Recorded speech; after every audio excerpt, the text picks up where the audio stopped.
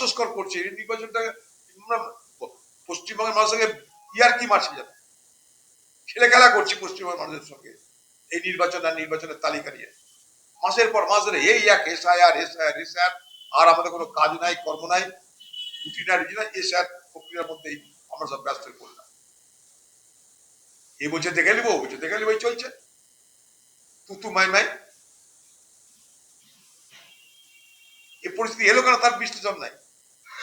নির্বাচন কমিশন তাকে মদত করলো রাজ্য, সে চলে গেল কোর্ট, কোর্ট থেকে বিচারাধীন প্রক্রিয়া, তার থেকে ট্রাইব্যুনাল। আচ্ছা ট্রাইব্যুনালে যে যাবো আমি, সে ট্রাইব্যুনাল যেখানে যাবো সেখানকারই ঘর নাই।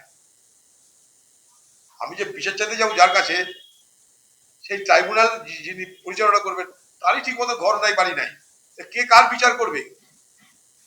অতএব মানে মানে এই ভোট আমার মনে হয় পোস্টপন করে দেওয়া উচিত এখন, যতক্ষণ পর্যন্ত না প্রত্যেকটা বৈধ ভোটের নাম নথিবদ্ধ হবে ততক্ষণ ভোট না হওয়াটাই বাঞ্ছনীয় বলে আমি মনে করি। কারণ ফ্রি অ্যান্ড ফেয়ার ইলেকশন তখনই হয় যখন free and fair electoral role তৈরি হয়। অবাধ নির্বাচন তখনই সম্ভব আইনত যখন অবাধ নির্বাচনের ভোটার তালিকা তৈরি হয়। ভোটার তালিকা আংশিক, ভোটার তালিকা পরিপূর্ণ নয়, সেখানে নির্বাচন কি করে হবে, কেন হওয়া উচিত নয় বলে মনে করি। পিছিয়ে দেওয়া হোক নির্বাচন, কারণ মানুষের ভোট দেওয়ার অধিকার যদি না থাকে তাহলে সেই নির্বাচনের মানে কি থাকলো? বৈধ ভোটার যদি ভোট দিতে না পারে, নির্বাচন কমিশনের গাফিলতিতে কেন্দ্র নির্বাচন কমিশন রাজ্যের এই সংঘাতে কে দায়ী কে অদায়ী বড় কথা নয়, বড় কথা হচ্ছে যে ভারতবর্ষের বৈধ ভোটারের ভোট দেওয়ার অধিকারটা যদি সুরক্ষিত না হয় তাহলে নির্বাচন করার কি মানে আমার জানা নাই, সেই নির্বাচন অংশগ্রহণ করার কি মানে তাও জানা নাই।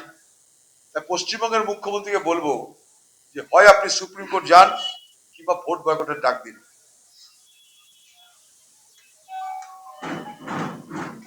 প্রথম দিন থেকে ভারতবর্ষের নির্বাচন কমিশন ভারতবর্ষের মানুষের জন্য স্বস্তি আনেননি, অস্বস্তি তৈরি করেছেন, নিশ্চয়তা দেননি, অনিশ্চয়তা তৈরি করেছেন। বৈধ ভোটের অধিকার সুরক্ষিত করা নয়, বৈধ ভোটের অধিকারকে অরক্ষিত করেছেন এবং নির্বাচন কমিশনের এহেন কার্যকলাপে সারা ভারতবর্ষের গণতান্ত্রিক পরিকাঠামোর উপরে এক বড় প্রশ্ন চিহ্ন দেখা দিয়েছে। যদি নির্বাচন কমিশন সংবিধান অনুযায়ী যাদের নেতৃত্বে ভারতবর্ষের সরকার গঠনের প্রক্রিয়া শুরু হয়, অর্থাৎ ভোট হয়, ভোট মানে সরকার গঠন হয়, সে রাজ্য হোক সে কেন্দ্র হোক, সে নির্বাচন কমিশনের এমন অপদার্থতা, এমন দায়িত্বজ্ঞানহীনতা দেখে আমরা অবাক হচ্ছি।